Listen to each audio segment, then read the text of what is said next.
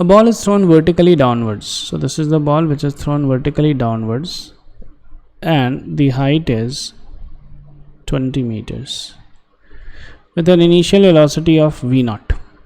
It collides with the ground and loses 50% of its energy in its collision. So initially we see that the kinetic energy is half mv0 square plus the potential energy is mg into 20 meter. Now it comes here, and after collision it loses half of its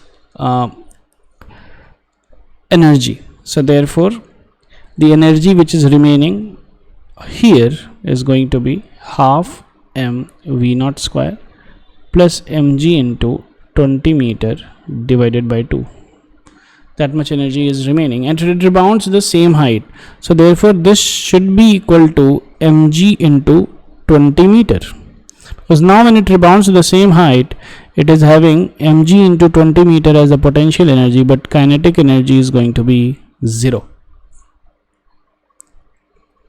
Okay, but because at the maximum height velocity is 0.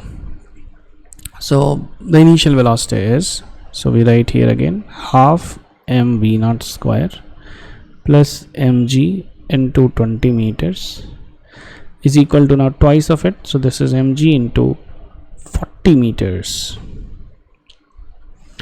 So therefore half mv0 square is equal to mg into 20 meters.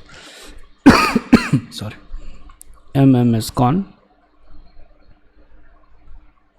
Root 40 into g, which is root over 400, which is equal to 20 meter per second. So therefore correct option is A. Thank you.